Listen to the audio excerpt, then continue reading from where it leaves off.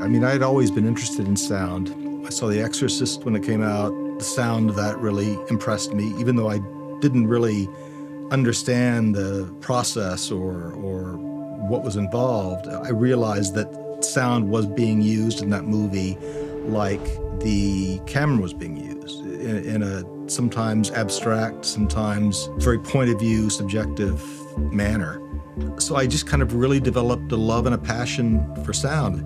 The more I explored the possibilities, the more excited about it I got and would obsess about it.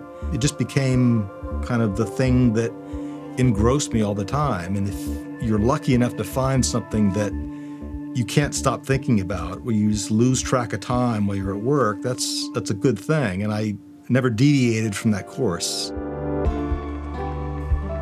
I think having an art history background, and I think it definitely influenced my aesthetic and perception. And the soundtrack is like layering of colors with emphasis on certain colors to impart a certain feeling. You know, I look at a painting like by Willem de Kooning that's just so vibrant and shocking almost, but it's also so pleasing in the color composition.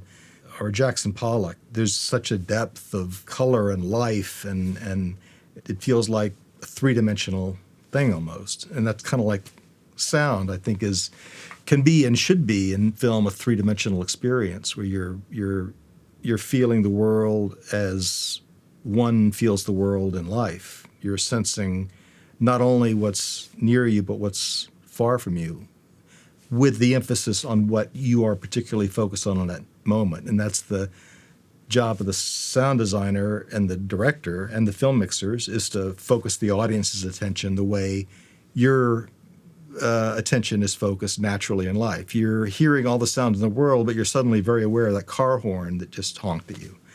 It's a literal approach, but it has a lot of abstract elements. I guess my approach is always to put myself in the character's shoes. I want to put myself in the world the characters are inhabiting. The composer composes sounds that the audience hears, and the sound designer composes and collects and assembles sounds that the characters hear. So you're creating the character's world around them.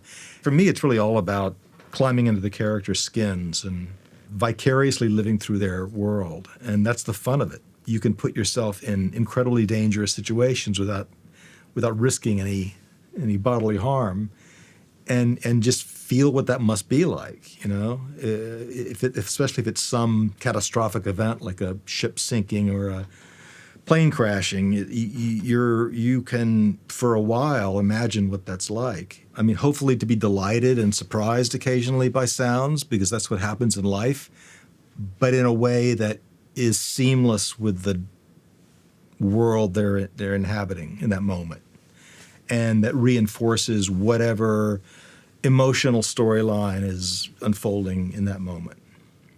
So I think it's just a matter of using your imagination to inhabit that world, and that can mean, actually always does, placing the sounds in that space with the right kind of EQ and reverb or whatever it takes to put the sound in there with the characters, and not appear to be an add-on, sort of sitting on top of the film, which is where the music's occupying.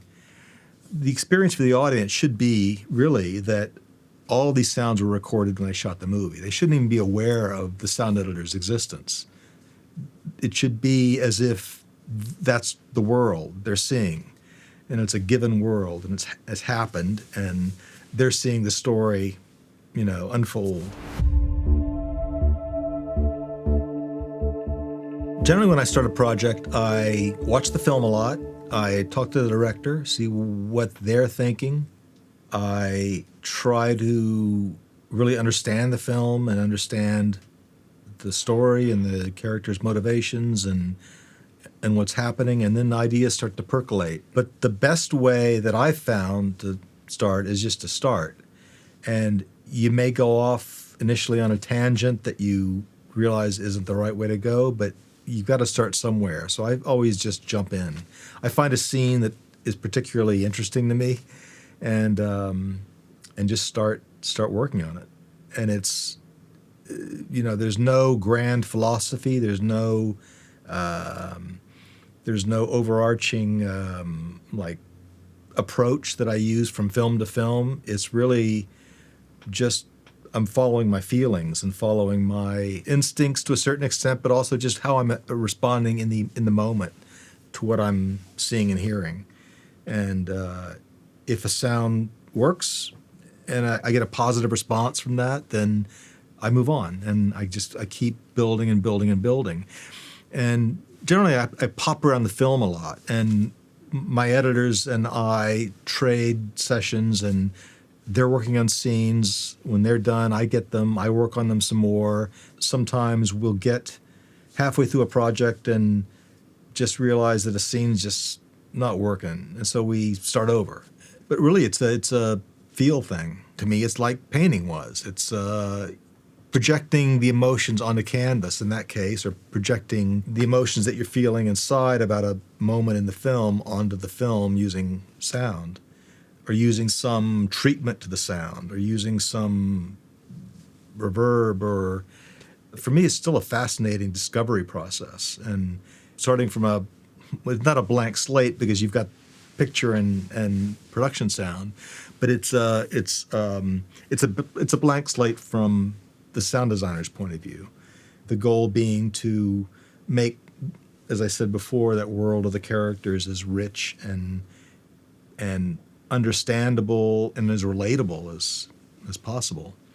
And that could be an odd sound of a dog barking in a funny way, or a car backfiring, or a jet flying over. If you just let your imagination run wild, then sometimes the really good ideas just kind of percolate up out of nowhere, and you don't know where that idea came from. Sometimes I will just do random searches in the library, and if I'm stumped, I'll just start listening to sounds that have no obvious bearing upon what I'm working on, but sometimes can lead me down paths that bear fruit. I really like to do vast, real-world events. And unfortunately, a lot of those vast, real-world events are catastrophes. Things like ships sinking, or planes crashing, or people in dire situations. Again, I guess it's that way to kind of visceral or kind of vicariously experience those sorts of things without getting hurt or risking getting hurt. It's also, to me, just super impressive to hear things like that. One of my favorite things to do is to look through YouTube videos of crazy things that have happened in the world, and there's a lot of them. There's a great one of the big meteor that broke up over Russia. There are a lot of videos of it, a lot of visuals of it, because everybody there in Russia has those dash cams, but there's a couple of people that shot it in their house. That thing happened, the breakup happened so high up in the atmosphere, it took a long time for the sound to reach the ground. So they saw this incredible long plume of smoke and ash in the sky, and started photographing it, or started shooting it with their little video camera, and then the sound reaches the earth, and it's the most incredible sound, because it's like a rolling thunder, but the biggest thunder you've ever heard. It's like the biggest sound I think I've ever heard in my life, and it's just so impressive to hear something like that. You just, it reminds you of the immensity of nature and the immensity of the world around us. And sound can do a lot, making impressive visuals even more impressive by picking up those sound cues that a large scale event makes, and to make them sound like they are happening in that world of the characters, which is usually like, sometimes adding too much reverb will make it, that's alive. That's like, get that feeling of, I could imagine that happening and sounding like that. The goal is to make it feel like it was recorded with a little microphone on top of the camera when the footage was shot. And sometimes it's like overdoing something and not making it pretty and not making it In fact, making it ugly sometimes, making it like a really ugly sound that's maybe has too much reverb or has all the top rolled off of it or whatever it takes. Try to do broad strokes first rather than get into the fine detail immediately, because sometimes you can just go down a rabbit hole and you kind of lose sight of the whole thing. Whereas if you go in with broad strokes, maybe do backgrounds first or do one aspect of the scene that's most prominent. If there's a car chase, do the engine for the car first and then the skids, or find something that grabs you and pulls you into the scene but you don't get too deep into. And then you can go back and just start doing the additive process of fleshing it out, and then, then maybe move on to another scene and then come back to that scene later and say, oh, it'd be great if there was a suspension clunk here when it hits the curb, and just start adding the little things that you might have glossed over the first time. Try to keep a little bit of distance from what you're doing initially, just so you have an overview and you kind of get a feeling inside of what the scene should feel like, and then maybe move on to another scene or another reel, and then come back and bounce around. I think is a good way to go if you've got the luxury of the time to do that. The other thing is, I would say take your time, as much time as you're given. Speed is not the goal. Getting done fast is not the goal. Don't forget to think about what you're doing, and it's good to work from intuition and gut reaction. That's really important, but it's also good to revisit things and see if you still get the same feeling from that scene that you got when you initially cut it. And there's plenty of times that I don't have enough time to do something. Then it really does become what works for me right now, and allocate your time wisely. Know where to spend the time, the things that are really going to be heard. If it's a gun battle, backgrounds probably aren't going to be that critical. Go for the things you'd really want to hear in that moment and make those great, and then work down from there into maybe the lesser important sounds, the things that you wouldn't notice in a. Try to if you can make something first person, like if you're in a. I've never been in the middle of a gun battle, but I could imagine that you would be acutely aware of any bullets hitting nearby you, A, and then B, you'd be aware of the gun firing and waiting to see where that was going to hit, and voices maybe, if that was part of the sequence. Probably less thinking about what your footsteps sound like, but all of that is dependent upon the scene, and it's really, my advice then in those cases where you have no time is just go for the super important stuff first. Get that out of the way, and then, flesh it out a little bit later. Over-processing, it's easy to overdo that and make the sound like something that doesn't exist in the world anymore. It may be something science fiction related that needs to have some sound, but usually it's not that over-processed sound.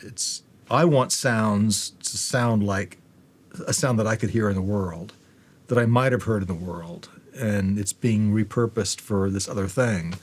Or if it's a completely fictional sound, maybe a synthesized sound, that it's treated in some way, either worldized or treated with some EQ and verb combination so that it actually sounds like it's happening in that same space.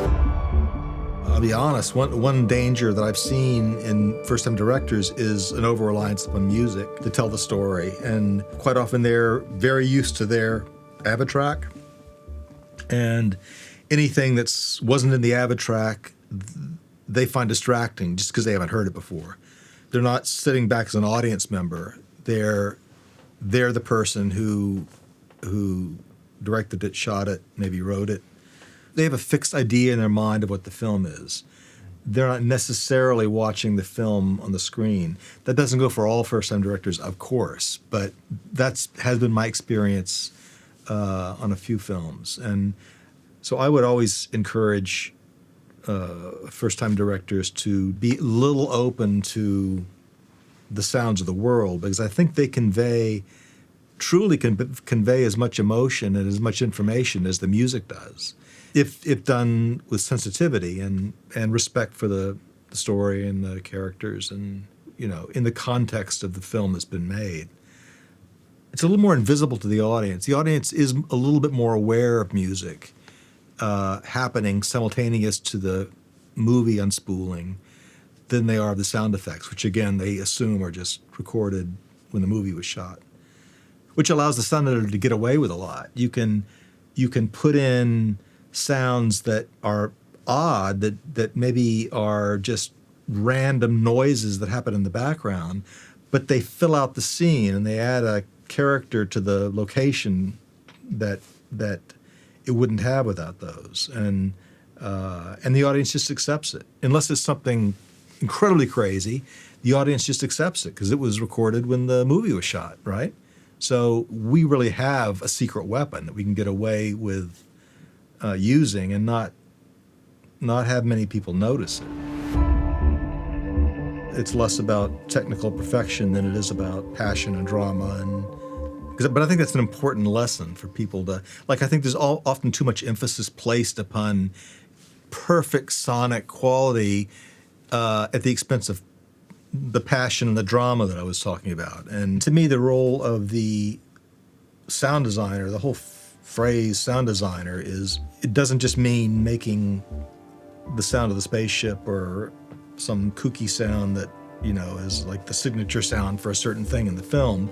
It's about designing the whole scope and sound of the movie, from backgrounds to Foley to hard effects to everything. To me, it's all of a piece, and no sound is more or less important than any other sound.